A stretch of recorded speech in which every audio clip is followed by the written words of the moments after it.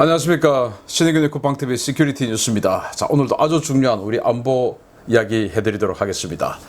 자, 우리 K방산, 제가 얼마 전까지만 해도 이 국뽕 대단히 경계했는데 요즘은 국뽕 좋습니다. 왜냐하면 진짜 제대로 된 성과를 올리고 있기 때문입니다. 폴란드, 이집트에 대박의 수출에 성공하고 있는 우리 K방산 한국 무기들이 사우디아라비아에 대박 예정되어 있고, 그런데 지금 전혀 뜻하지 않은 곳에서 엄청난 규모의 탱크, 우리 K2 전차를 수입해가는 지금 가능성이 아주 높아졌습니다. 바로 모로코입니다.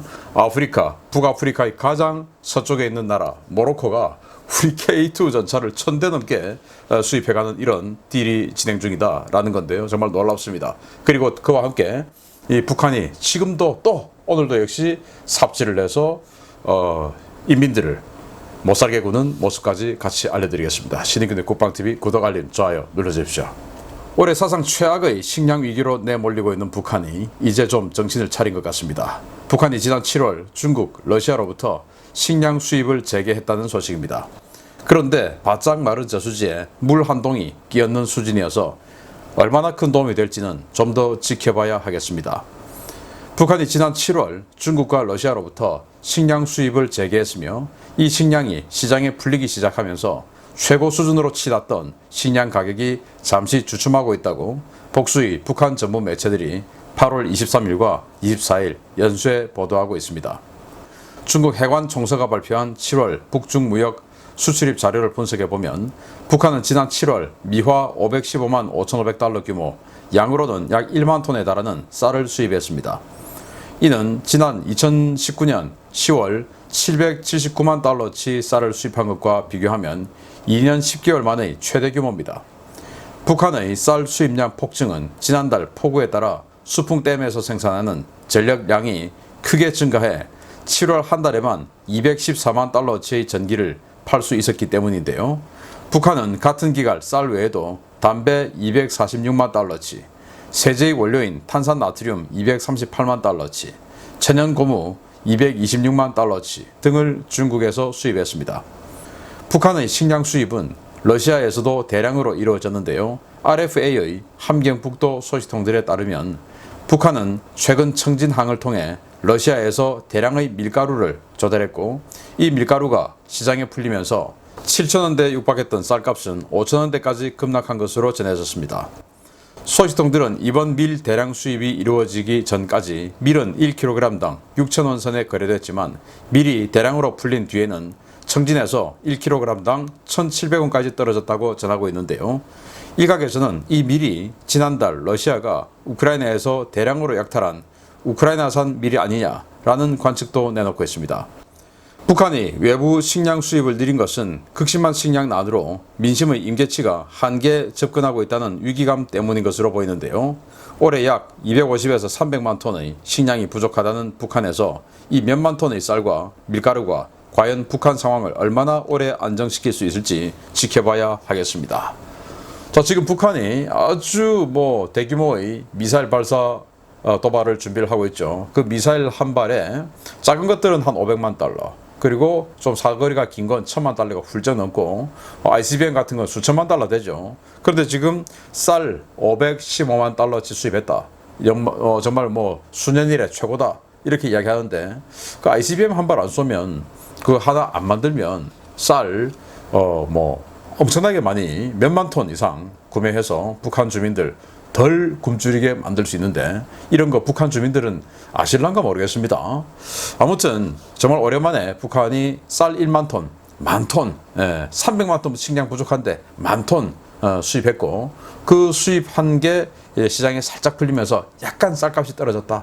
그리고 이제 러시아로부터 대량의라고 하면서 양은 밝히지 않았는데 정말 엄청난 밀가루가 들어온 것 같아요. 그래서 청진항으로 밀가루가 들어왔는데 그러면서 밀 가격이 물론 밀가루를 주식으로 삼는 거 아니니까 그 절대 소비량은 많지는 않겠습니다만은 밀가루 가격이 킬로그램당 6,000원에서 1,700원으로 떨어졌대요. 물론 청진 지역의 말이지만 어쨌든 이렇게 대량의 밀가루가 들어갔다고 하는 것은 러시아가 지금 밀이 그래 많습니까? 그래서 지난 5, 6, 7 이 석 달 동안 계속 우크라이나에서 우크라이나산 밀을 약탈을 했죠.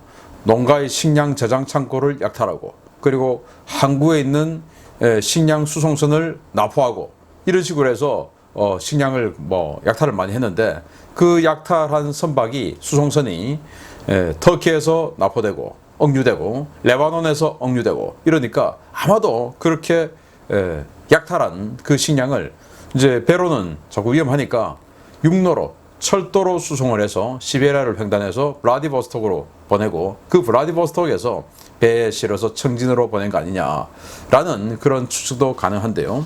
아무튼 지금 이 올해 북한의 식량이 300만 톤 정도 부족할 것이다 라고 이야기를 하죠. 또 총 북한의 식량 소비 필요량이 한 500만 톤 좀 넘는데 그 중에 절반도 생산 못한다. 그러면 고난의 행군 시기에 비해서 더 가혹한 이런 식량 위기가 와서 올해 엄청나게 많은 사람이 굶어 죽을 것이다 라는 예상이 나오고 있는데 북한 정말 지금이라도 정신 차리고 미사일 만들 돈으로 식량 수입 빨리 하길 바랍니다. 두 번째, 정말 초삽질 알려드립니다. 코로나를 감기의 일종으로 받아들이고 일상을 회복하는 것은 해당 사회가 일정 수준 이상의 공중보건 의료 시스템을 갖추고 있어야 가능한 일입니다. 그런 것이 오래전에 붕괴된 북한이 방역 승리와 일상 회복을 선언했지만 이 때문에 오히려 코로나 확산 속도가 더 빨라지며 주민들이 극도의 고통을 받고 있는 것으로 나타났습니다. 주민을 탄압하고 괴롭히는 방법도 참 가지가지인 것 같습니다. 북한이 지난주 코로나 비루스에 대한 방역 완전 승리를 선언하고 일상 복귀가 가능하다고 대대적으로 선전하고 있지만 평양 주재 외교관들은 북한 방역 승리 주장 확인이 불가능하며 외교 공간, 재개관 등 업무 재개 역시 불가능하다고 밝혔다고 VOA가 8월 24일 보도했습니다. VOA는 유엔과 스웨덴, 폴란드 등 복수의 외교 관계자들을 인용해서 북한은 지난 8월 10일 평양에서 열린 전국 비상방역총화 회의에서 북한의 코로나 위기가 완전히 해소됐다고 주장했지만 이것을 확인할 수 있는 방법은 전혀 없다 라며 폴란드와 스웨덴 등 평양에 외교 공간을 두고 있는 국가들은 북한 당국의 주장을 객관적으로 확인할 수 없어 재개관을 고려하지 않고 있다 라고 전했습니다. 북한은 지난 10일 김정은이 직접 나서 지상 최대의 방역전에서 최종 승리했다. 이는 세계보건사에서 특기할 만한 놀라운 기적이다 라고 대대적으로 선전한 바 있는데요. 방역전이 끝났다는 북한 주장과 달리 복수의 대북 소식통들은 일선에서 달라진 것은 거의 없다고 입을 모으고 있습니다. RFA가 파악한 복수의 북한 내부 소식통들은 코로나로 의심되는 발열 환자가 계속해서 발생하고 있지만 방역 승리 선언 이후 모든 발열 환자는 단순 감기라는 진단을 받고 있다 라며 방역 승리 선언 이후 방역 조치 완화로 주민 통제가 다소 풀어질 것이라는 주민들의 기대감이 컸지만 달라진 것은 없었다 라고 전하고 있습니다. 해외 공중보건 전문가들은 북한이 코로나를 단순 감기로 재분류하고 집단 면역 전략으로 선회했을 가능성이 크다고 보고 있는데요. 영양 상태가 극도로 악화되어 있고 의료 체계도 사실상 붕괴된 북한에서 평양 당국의 이 위험한 결정으로 얼마나 많은 피해자가 나올지 우려가 커지고 있습니다. 자, 참 굉장히 큰 착각을 하는 듯하면서 주민들을 고통에 몰아넣죠. 이 집단 면역 시스템 이거 최초로 주장한 나라가 바로 스웨덴입니다. 스웨덴은 이 코로나 초창기부터 하여튼 두려워할 거 없다. 어차피 좀 센 감기의 일종이다. 그래서 다 걸리면 그리고는 이제 면역 다 된다. 라고 해서 그냥 스웨덴은 일상했습니다. 그런데 스웨덴은 세계 최고의 선진국 중에 하나죠. 그리고 의료 체계 아주 잘 갖춰져 있고 또 영양 상태 엄청 좋아서 국민들의 면역력도 굉장히 높은 수준에 있겠죠. 그런 국가하고 지금 올해 또 내년에 걸쳐서 수십만 명이 굶어 죽을지 모르는 이런 극악의 영양 상태인 북한의 면역 상태가 같겠습니까? 같지 않죠. 그리고 또 북한은 지금 백신도 안 맞았습니다. 김정은이가 그랬죠. 우리는 왁진도 맞지 않고 극복했다. 이렇게 얘기했어요. 북한은 백신을 왁진이라고 한다고 하죠. 그래서 백신도 맞지 않고 영양 상태도 좋지 않고 의료 체계는 붕괴돼서 약도 없고 병원도 없고 의사도 없고 이런 상태에서 주민들이 코로나에 걸리면 그냥 감기야 라고 진단을 내려버리는데 지금 북한에 돌고 있는 코로나가 어떤 유형의 코로나인지 대세를 이루고 있는 코로나가 어떤 코로나인지 모릅니다. 오미크론일지 아니면 뭐 그 이전에 델타 변이일지 아니면 그 이전에 초창기 코로나일지 몰라요. 봉쇄가 되어 있었기 때문에 초창기 코로나부터 퍼졌을 가능성도 있는데 그렇게 되면 저도 초창기 코로나 걸렸었지만 정말 고통스럽습니다. 뒤에 뭐 오미크론 이런 거하고는 비교가 안 되는 엄청난 고통인데 그걸 과연 면역 상태가 약한 북한 주민들이 견뎌낼 수 있을까요? 그래서 거듭 제가 말씀드리지만 김정은 세습 정권 이건 없으면 북한은 잘 살 수 있습니다. 세습을 하기 위해서 전 세계 세습을 하는 나라가 없는데 그 세습을 하기 위해서는 전 세계와 격리를 시켜야 되죠. 즉 정보를 통제해야 됩니다. 그래서 개방을 할 수가 없어요. 그러니까 저 모양으로 사는 겁니다. 그래서 김정은 세습 정권만 없애면 뭐 그게 공산사회주의 독재 정권이라 하더라도 이를테면 시진핑 같은 스타일의 이를테면 푸틴 같은 스타일의 그런 정권이라 하더라도 아니면은 사우디아라비아의 빈살만 그 왕가라 하더라도 그들의 생활 삶이 훨씬 낫지 않습니까? 세습만 하지 않으면 된다 라는 말씀을 드리겠습니다. 엎어야 됩니다. 자, 이런 상황에서 정말 기분 좋은 소식 또 들려왔습니다. 보겠습니다. K방산이 그야말로 세계 곳곳에서 잭팟을 펑펑 터뜨리고 있습니다. 이집트와 더불어 아프리카의 큰손 모로코가 K2 전차 도입 협상을 진행 중인 것으로 확인되었습니다. 현지 면허 생산 방식인데 폴란드 못지않은 엄청난 스케일이 될 것이라는 기대가 커지고 있습니다. 최근 폴란드에 1000여 대에 가까운 K2 전차 수출 계약을 성사시키며 글로벌 전차 시장의 새로운 다크호스로 급부상하고 있는 K2 전차가 모로코에도 대량 수출될 전망이라고 복수의 업계 관계자들이 8월 24일 전해왔습니다. 업계에 따르면 현대 로템은 모로코 정부와 K2 전차 공급을 위한 세부 협상을 진행 중인데요. 모로코는 수도이자 최대 도시인 라바트시 외곽에 생산 공장을 짓고 현지에서 K2 전차를 면허 생산하겠다며 우리 측에 구입 문의를 해온 것으로 전해졌습니다. 모로코가 도입을 추진하고 있는 K2 전차는 현대 로템이 오만에서 선보였던 사막형 모델인데요. 이 전차는 사막의 폭염 환경에서도 원활하게 운용될 수 있도록 포탑에 차광막을 설치하고 무한 궤도에 내열 성능이 뛰어난 특수 고무를 붙여 사막은 물론 달구어진 아스팔트 위에서도 무리 없이 주행이 가능한 개량형입니다. 이 전차는 엔진 냉각 시스템을 강화하고 NBC 방호장치와 연동된 고성능 에어컨이 탑재되어 극도로 뜨거운 사막 환경에서도 승무원들에게 쾌적한 임무 수행 여건을 보장하는데요. 이 전차는 오만에서 시험평가를 받을 당시 현지 관계자들에게 큰 호평을 받은 것으로 전해졌습니다. M1A1SA 전차 384대를 주력 전차로 운용 중인 모로코 육군은 보조 전력으로 850여 대의 M60 계열, 225대의 M48 계열, 150여 대의 T-72B와 150대의 VT-1A 알칼리드 전차 등 최소 1300여 대의 전차 대체 소요를 갖고 있는데요. 이들을 모두 K2가 대체할 경우 모로코에 대한 K2 전차 수출 물량은 폴란드와 비슷하거나 오히려 그 이상이 될 것으로 전망되고 있습니다. 현재 K2 전차는 오만이 76대 도입을 내정했고 사우디아라비아, 이집트가 면허 생산을 위한 협상을 벌이고 있는데요. 폴란드에 이어 이들 국가들이 연이어 K2 전차를 채택할 경우 K2 전차의 수출량은 3,000대를 넘길 수도 있을 것으로 기대됩니다. K2 전차 우리 육군에서 사실 예산 문제 때문에 크게 성공을 못했죠. 그리고 더 많이 생산될 뻔했는데 지난 정권의 송영무 전 국방장관이 요즘 뭐 현대전에 무슨 전차야 이렇게 해서 해군 출신의 사람이 사실 해군 출신들을 제가 뭐 무시하는 건 아니지만 육군 쪽에는 전문성이 당연히 결여돼 있죠. 그런 송영무의 주장으로 인해서 육군의 기계화 부대 편제까지 바꾸고 이렇게 해서 전차 생산이 확 줄었습니다. 그래서 참 안타깝다. 우리는 이 북한이라고 하는 이 세계 최대 규모의 육군력과 맞서 싸워야 되는데 우리도 아무리 항공력도 중요하지만 이 수량도 무시할 수 없다라는 게 당연한 생각 아니겠습니까? 그런데 이제 전차 수량 확 줄여버리고 이제 이렇게 했죠. 그리고 그 줄인 수량을 아파치 사줄게 아파치 했는데 아파치 들어와 봐야 알죠. 아파치도 안 들어오고 전차만 줄어들면 어떻게 됩니까? 육군 큰일 나는 거죠. 아무튼 그렇게 돼서 우리 K2가 260여 대만 생산되고 많은 이런 불행한 전차가 되는 거 아니냐라고 생각했는데 정말 의외로 해외에서 이렇게 대박을 터뜨리고 있습니다.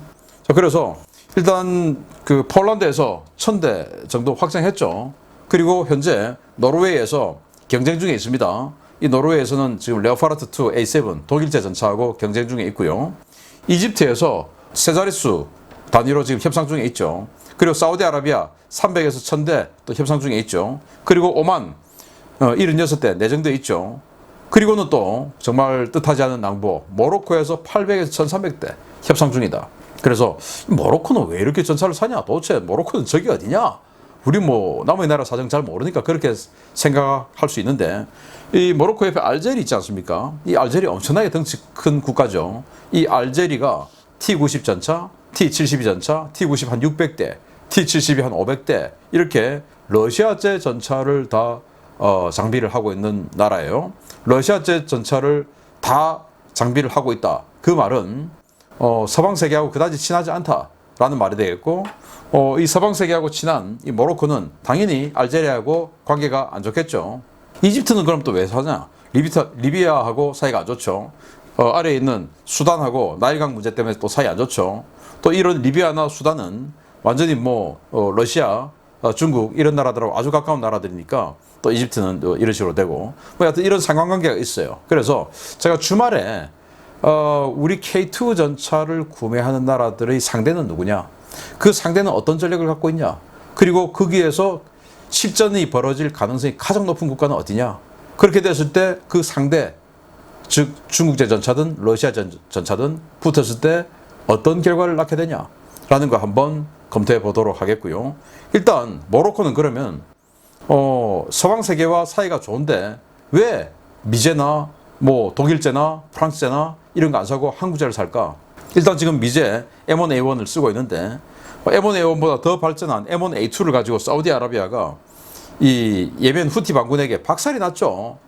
그래서 방어력이 형편없다라는 게 까발려져 버렸습니다. M1 에이브람스 전차가 미군 자기네들이 쓰는 건 방어력 좋죠. 열화 우라늄 장갑이니까. 열화 우라늄은 일반 다른 탕스텐이라든지 알루미늄이라든지 강철이라든지 이런 것보다 밀도가 훨씬 단단하니까 저기 포탄이 잘 뚫고 들어오지 못해요. 그런데 미국은 수출형에는 열화 우라늄 장갑, 열화 우라늄 포탄을 안 줍니다. 그래서 미군이 M1A2 전차 쓰니까 미군은 세계 최강이야.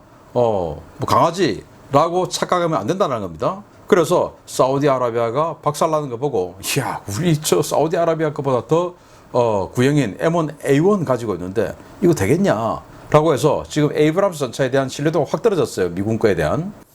그리고 독일제 레오파르트 2 A7 너무 비싸죠. 너무 비싸고 생산량이 따라주지를 못해요. 독일은 완전히 그냥 육군력이 쪼그라들었기 때문에 생산을 못 돌리고 있는 겁니다. 그래서 독일은 못 믿겠고 또 이제 프랑스하고 사이가 좋은데 이 프랑스의 르클레르 전차 너무 오래됐죠. 그리고 구형이고 진부하죠 이제는. 그래서 이 모로코 같은 경우는 이 55구경장의 아주 장포신으로 공격력이 아주 강하고 그리고 이번 우크라이나 전쟁 보니까 능동방어장치 APS 이걸 가지고 적의 대전차 미사일 막아내지 않으면 이제는 전차는 생존 못한다 라는 걸 봤죠. 그래서 APS 즉 능동방어장치가 달리고 55구경장 이 포신이 있고 그리고 가격도 적당하고 그리고 이걸 샀을 때 미국과 척도지지 않고 하는 전차가 뭐냐 찾아보니까 K2밖에 없는 거죠. 그래서 이런 틈새가 존재하는 한 우리 K2 그리고 K9 그리고 AS-21 이런 장갑차 자주포 전차들이 계속 승승장구하지 않을까라는 생각이 드는데요.